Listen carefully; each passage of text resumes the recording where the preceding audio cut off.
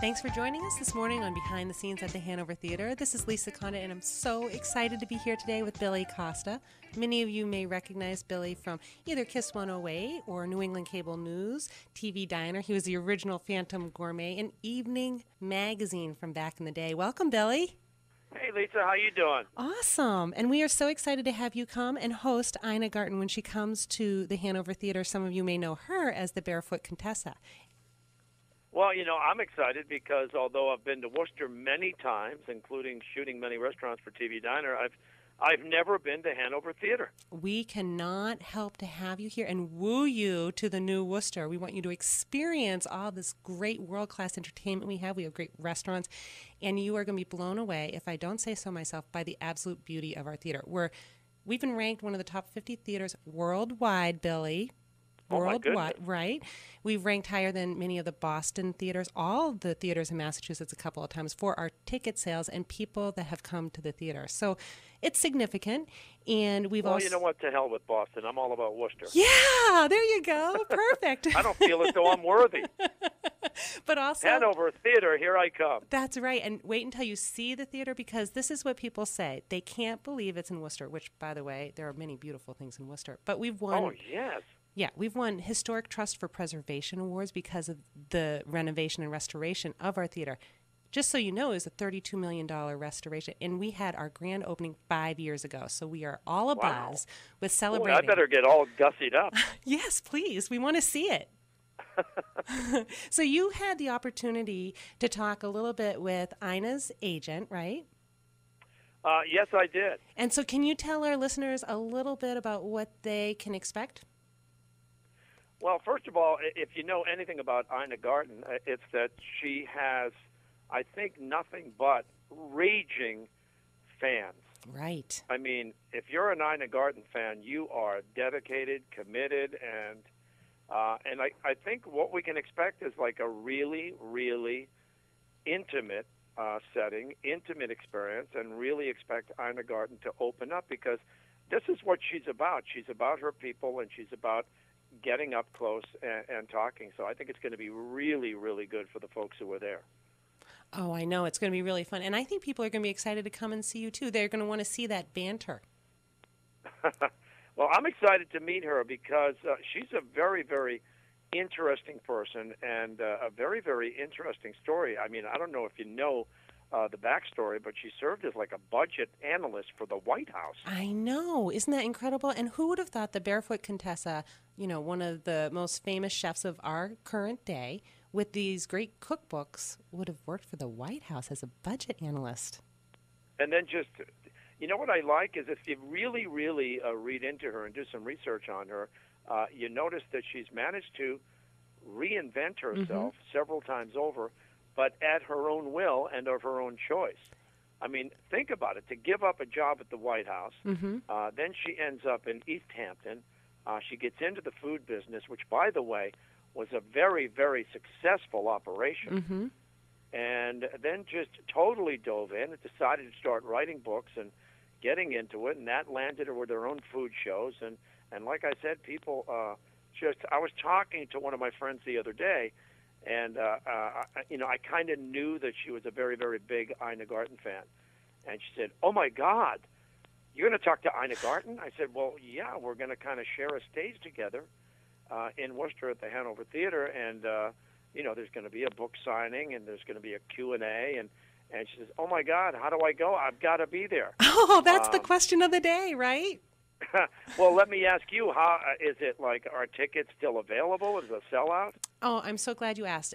We have sold really well for this show because, of course, she's popular, you're popular, but we do have some good seats left, and people can get more information at the Hanover Theatre, and we spell theater with an RE.org. And it's going to be a really great evening. Like you said, she's going to be there. She's going to open up to people. You're going to take people through kind of her earlier career. And I think it's that attention to detail, that drive, that determination. That's what makes people successful no matter what they do. Don't you think? Yeah, and I think what makes you more successful is just that ability, like I said, to just at will and of your own choosing, just say, you know what, I think I'm going to make a left turn in life. I've done this. Let me try something else. And you know what, now I think I'll make a right turn at the fork. and try something new. And I really like the fact that when you think about the food industry and how much it's exploded over the last 10 to 20 years, and the emergence of like all of these celebrity chefs, and Lord knows endless food shows and cooking shows and food and cooking networks and everything, that Ina Garten is one of those people that has never, and I don't even like to use this word, but has never really sold out. Like, she doesn't represent any products. You don't see her selling, kitchen appliances, or she doesn't even have her own food I mean, she just is totally pure, and I think that's what I really like about her. I can't wait. No, it's interesting because you talked about reinventing yourself and food, and you've had a great career yourself, and you've shifted directions. You've been on a good trajectory, but what got you interested and started in food? That's a funny thing. People always ask, at the beginning of the interview, you mentioned Evening Magazine, and although it was a long, long time ago, Evening Magazine, it was, I think for several years, I was working at Channel 4, WBZ in Boston. And, I had several shows. One was a teen rap show called Wrap Around. Right. And I was also working Evening Magazine, and I was doing this backstage feature special every Friday night. And what happened was it seemed like whatever Tom Bergeron was doing, I ended up getting when he left. Like he had the Wrap Around show. I inherited the Wrap Around show. He was doing Evening Magazine. I inherited his gig on Evening Magazine. And he was also doing People Are Talking. I remember that one, too. And when Tom was out sick or was traveling, I was the fill-in for Bergeron on People Are Talking. And then he started doing features and lifestyle on the New News live. And then when he made the move to Los Angeles for the Hollywood Squares, and then so many other shows up to and including Dancing with the Stars now, I replaced him on the New News doing interviews and author interviews. And like once a week, usually on a Friday, I would have a live cooking segment right there on the news set. And nobody else was doing that at the time. I remember that. And ironically, a year or so later, the food segments became a little bit more regular in the New News. And then I got a call from the producers of the Phantom Gourmet. Yep. Asking me if I wanted to host the Phantom Gourmet, which ultimately I ended up doing for Well, you 8 were the years. first one, right? Well, no, it had been on the air, and somebody else had done it for the first year. And I forget the guy's name. I think he was from Philadelphia or something. Well, you definitely took but it anyway, to the next I did level. it for 8 years, and then just decided I wanted to go out on my own and start my own thing, which was TV Diner. And now here we are this coming September. TV Diner will be 9 years old. That's awesome. So Congratulations. it's just kind of like, it's almost been a natural, although accidental, progression. Things just keep popping up. And then when we went on with TV Diner, it started as a food and restaurant review show.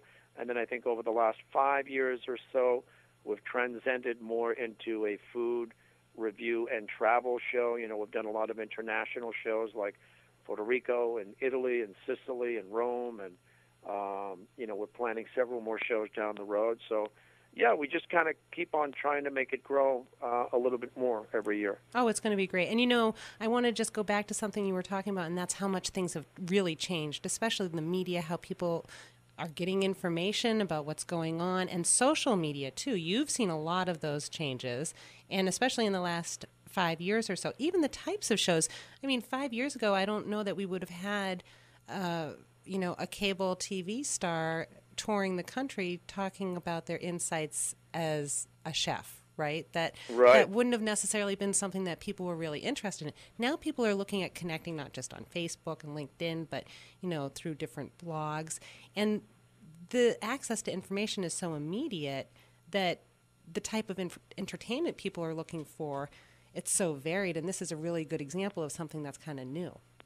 Well, you know what? It's also almost like restaurants almost cannot exist now without social media. And that's right. And it seems like every day there's a new app connected to the industry, whether it's a concierge app or an app where you can make your reservations, obviously online or through an app. And then there are apps like Around Me, where no matter where you are in the country or the world, I keep it on my phone all the time. I just go to Around Me, and it'll give me all of the restaurants to choose from, give you write-ups on the restaurant, reviews on the restaurant, along with other things to do, whether it's nightlife, live theater, anything. It is really amazing. And that's one of the things I really want to talk to Ina most about is, the constant trend changes within the industry, whether it's with the food or the media and the way you market either yourself or your product or your restaurant, and see how she's reacting to all of that, because she seems to keep kind of, a really kind of a wholesome, old-fashioned kind of an image, and yet in this world it's hard to not also be super technological, so to speak. Right. You need to be current for sure. And Yeah. one of the things that we're doing here in Worcester County is we're very active with this collaborative marketing effort called the Woo Card. And we have, many restaurants that are part of this Woo Card package. And we're able to do a lot of dinner theater packages. So there's been a lot of interest, especially with one of our primary partners, Series Bistro. I don't know if you've ever been there, Billy, but I think you'd really like it. They also have beautiful stained glass atriums from Italy that are in this hotel. So Wow, where is this again? at the Beechwood Hotel. So you'll have to check that out. I know that for this particular show, talking about marketing things differently, we have some restaurant packages for this Ina Garten show. I recommend you go to the woocard.org site for our listeners to see about those packages, but also they're all on Facebook and they're offering incentives to their customers. It's all about building our connections, and that's really important, not just for you and for Ina, but for the Hanover Theatre, for everybody that's doing business together. That's one of the great things about this show is that we're able to highlight some of those partnerships. So it's almost like all of Worcester is welcoming Ina? Absolutely. And you, Billy. And it's it's funny because you mentioned WBZ, and so I'm sure you're familiar with Joyce Klahewicz, right? Oh, absolutely. I've Right. known her for years. So we totally love Joyce Klahewicz. I love Joyce Klahewicz. She hosted our preview party last year, which is a big Woophoria event that we're repeating in April again. And again, it's about making the connections with the social media, the mobile apps, the partnerships, all of those great things that really help people to experience that new Worcester. And now it's about building on that and making the connection. So we cannot wait to have you in Worcester with Ina. Anything else you want to tell people? In terms of what is the setup going to be like when we get there that night, or what's the setup going to be like when people arrive that night? Well, those are all great questions, Billy. Probably questions I should know the answers to, right? Well, no, you know what? What's really interesting about these particular shows is they're new. And so I know that you guys are going to be on the stage, but I don't know, and they're probably still tweaking it depending on how the show does in other markets, what the audience response is. Everything is very fluid. So, for example, I don't know whether you two will be sitting in chairs right next to each other, which I know that was a successful format when we had Steve Martin, and Joyce Klahewicz hosted that evening with a Q&A. That was a really nice, intimate, comfortable setting with like a nice rug. So it's like you're sitting in the living room. I suspect, but I'm not 100% sure that that's the format of your evening. But Nice. but I also know that we're going to be accepting questions, and you're going to be conducting a Q&A after she's had a chance to talk, and you lead her through. Oh, yeah. She and I will sit and talk, and then, occasionally we'll grab some questions from the audience. At some point, I may stand up and walk out into the audience. Okay, so and take some questions and then, relay them back to Ina. I mean, it's going to be very comfortable. And what's great about the setting, the Hanover Theatre, is, Ina is kind of famous for being very media shy. And I think this kind of an environment is perfect for this. It really is. And just so you know, too, we have about 250 different volunteers who go through a volunteer training program, and they are actually our ushers and our ticket takers. I say this because you will notice right away, and anybody will tell you when you come to the Hanover Theatre, you're greeted by somebody that's in a tuxedo that is smiling at you and welcoming you and showing you to your seat, which is a really great experience and extends that hospitality. So those volunteers also really help with the Q&A sessions. I suspect that we'll probably have a couple of mics on the floor. And Oh, good. So I won't even have to go out into the crowd. Right, because we're a full Broadway scale stage with 2,300 seats. We have very highbrow. Yeah, exactly. Remember that Preservation for Historic Trust Award. So It's maybe I should cancel plans to do the pole dance that I usually open up with. No, I think that all the ladies It's a in very the audience. exciting performance, but maybe I'll hold off on that. No, do that. We'll do a little side marketing. I think it's going to be a great night. And you say there are still limited tickets available? There sure are at thehanovertheatre.org. I really appreciate you taking the time with us, Billy. We look forward to meeting you and having some great food and some great laughs. Oh, I'm excited about it. You guys, it sounds like you guys are just, you have a wonderful operation. I can't wait to be introduced to it. Yes, and your friend John Rossbrook can't wait to host you over here too, by the way. Oh my God, is he going to be there? He's our production manager. No way. Since before we opened for the last 5 years.